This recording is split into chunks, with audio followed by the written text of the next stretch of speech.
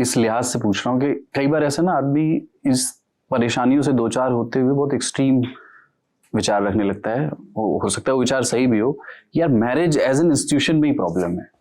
उसको ठीक तरह से चला पाना बहुत मुश्किल है, क्योंकि उसमें सारा ओनस महिला के ऊपर है। मिसाल के तौर पर जैसे हस्बैंड वाइफ दोनों वर्किंग हैं और उनके घर में किचन की और घर के रख रखाव की जिम्मेदारी एक हाउस हेल्प की है, पर उस घर में कोई गेस्ट आता है तो उसको दिखता है कि किचन गंदा है, तो वो कहेगा नहीं, पर अपने दिमाग में घर की मालकिन को ही दोष देगा उसके लिए। हाँ वो तो है। या पानी लाने तक का मतलब आप, इट्स सो नेचुरल कि अगर घर पे कोई आया है तो कौन उठ के पानी देगा? हाँ तुम ही उठ के पानी दोगी ना, तुम क्या बैठी हुई हो बीच में। वी आर ऑल कंडीशनड, सिर्फ औरतें ही नहीं, सिर्फ आदमी नहीं, औरतें भी कंडीशनड है ये चीज़ों को लेकर। I think we are also the biggest flag bearers of patriarchy. कि कल मैं किसी से मिली थी और उन्होंने बोला मैं जब अपने दामाद से मिलने गई तो वो पानी हमें सर्व करने खुद आए, और मैं इतनी खुश हुई वो देख के कि मेरी बेटी ने नहीं किया, मेरे दामाद ने किया। ग्रीन टिक। मैंने फिर आरती ने बहुत सही चीज़ बोली कि ये मैं सेलिब्रेट तब करूँगी जब आपकी बेटी ला रही होगी और आप ये सेम चीज़ बोलोगे कि मैं I am so proud of her कि उसने मुझे पानी सर्व किया। वो भी उतना ही सेलिब्रेट हो कि घर पे अगर पापा कुछ बना दे तो उसकी चर्चा 1 महीने तक होती है कि क्या दाल बनाई थी पापा, मतलब आपने जो काम जो रोज़ मम्मी बना रही हैं उसकी ऐसे कभी 1 महीने तक चर्चा नहीं होगी कि अच्छा। मेरे घर पे भी होता है, अगर पापा कोई गेट टुगेदर और पापा अपना वो एक दाल मखनी बनाते हैं तो पूरे उस गेट टुगेदर में सिर्फ दाल मखनी की बात हो रही हो। तो जैसे उसमें ये एक सीन है कि घर के मर्द तय करते हैं कि आज हम बनाते हैं खाना। हाँ। बड़ा उस दिन अगर ये जब सूचना महिला को मिले तो राहत की बात है, यार आज ये लोग बना रहे हैं, मेरे लिए सुकून है। लेकिन उसके बाद का जो सीन है, किचन की जो हालत है, मैंने भी ये मतलब मैं भी 2-4 चीजें बनाता हूँ कभी कभी घर में, बट मेरी वाइफ भी कहती है कि यार तुम उतना साफ नहीं, मैं कोशिश करता हूँ कि साफ रखूं, बट उतना साफ नहीं रख पाते जितना मैं रखती हूँ किचन, क्योंकि जो भी इसके पीछे हो उस दिन काम बढ़ता ही है औरत का, जिस दिन मर्द खाना बनाते हैं। या आप अपना एक्सपीरियंस बता रहे हो, मुझे तो पता नहीं, मैं तो अकेले रहती हूँ तो मैं खुद ही कर रही होती हूँ। पर शादी पर मैं तो बात हो नहीं पाई ठीक से। तो जैसे एक्सट्रीम थॉट्स की आप बात कर रहे थे, उसमें मैं एक चीज और जोड़ देता हूँ कि एक थॉट ये बनता है कि यार देखें, ये भी एक डिलेमा है, ये हमारी जनरेशन का एक और डिलेमा है। वो ये है कि साहब आप अपनी शादी के बाद अपनी फैमिली, बुजुर्ग परिवार के साथ रहें जिनको जरूरत है केयर की, हेल्थ वाइज, तो अच्छा है ना, हम उनकी देखभाल कर सकते हैं।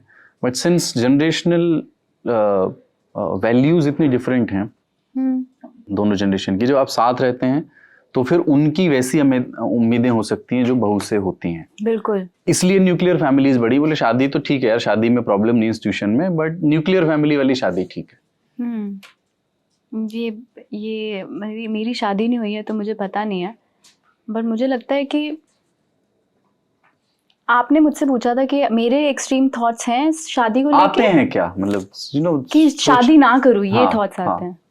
नहीं, क्योंकि मेरे आसपास बहुत अच्छे एग्जाम्पल्स भी हैं।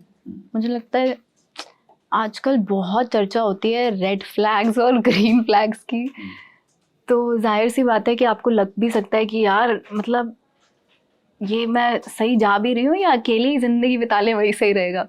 पर मुझे ऑनेस्टली लगता है that it's always nice to have a companion, a partner.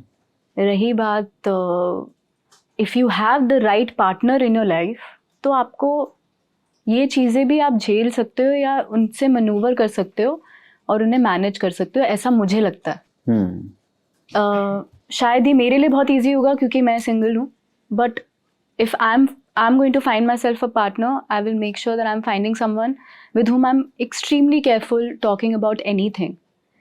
अगर हम दोनों सेम पेज पे हैं तो कोई बात नहीं, then that can also be managed कि कैसे हैंडल करना है हमें दूसरों को।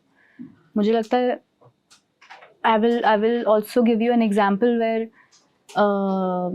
of this film जहाँ रिचा ट्राई कर रही है, दिवाकर घर से आते हैं अपना काम वाम करके, पर वो उसको बताने की कोशिश कर रही है. And the whole day she was looking at her old videos. She wants to apply for a job as a dance teacher. और वो जैसे ही वो घर आते हैं तो वो पूरा दिन वो उस बारे में सोच रही होती है. तो आते ही उससे शेयर करती है कि मेरी फ्रेंड को उसका खुद का शो मिल गया है और मैं चाहती हूँ कि मैं भी कुछ करूँ, मेरे को समय नहीं मिल रहा, can we please find a house help. तो गुस्सा हो जाता है उससे और वो कहता है कि मैं अब भी काम से आया हूँ यार, मेरे से ये बात मत करो. I think when you can not communicate with your partner और अपनी दिल की बात भी नहीं कर सकते तो वो कैसा रिलेशनशिप हुआ. मतलब then you are not being hurt. ना आप अपनी दिल की बात रख पा रहे हो और ना ही आगे वाला बंदा सुन रहा है. तो मुझे लगता है ये भी बहुत इंपॉर्टेंट चीज़ है that you hear your partner out and you are as like you are comfortable to share anything with them. Red flag का शब्द आपने इसका जिक्र किया, जैसे समझाइए इसको थोड़ा आप. जैसे इस भाई मुझे बहुत to be honest social media has confused me with these two terms. क्योंकि मुझे लग रहा है सब इसी बारे में ही चर्चा कर रहे होते हैं. nobody wants to see beyond red flags and green flags these days. हाँ but please नहीं, but go ahead. जैसे फॉर ग्रांटेड लिया गया है इस फिल्म में, है ना. रिचा जो आपका कैरेक्टर है उसको बहुत फॉर ग्रांटेड लिया गया. ये तो है, ये तो डस्टिंग भी करेगी, खाना भी बनाएगी, टेबल भी क्लीन करेगी, जॉब कैसे करेगी जब मना कर दिया, चटनी भी पीसेगी. तो मतलब कौन से रेड फ्लैग्स हैं जो आप कह सकते हो लड़कियों के लिए कि साहब ये अगर आपको दिख रहे हैं तो इसका मतलब आपको फॉर ग्रांटेड लिया जा सकता है, आप उससे कैसे बचें? Like if you are aware of the fact कि आप you are being forced to do something that you don't want to do. Don't leave your own thoughts behind. क्योंकि कई बारी तो आप के फीलिंग्स और आपके थॉट्स को डिनाई भी कर दिया जाता है कि ये नहीं है, ये मतलब ऐसा तुम क्यों फील कर रही हो, तो इतना भी तो कुछ बड़ा हुआ भी नहीं. if your feelings and your thoughts are being denied in a relationship, I feel it's a big red flag. क्योंकि ये इसका फीलिंग है कि इसको बाहर निकल के जॉब करना है, but they are forcing her to not do it. And there is a scene where she gets up in the morning, she tries to do everything, like she is showing them कि ये manage भी कर लेगी अगर इसको घर का काम भी करना होगा, but still they are not letting her do that.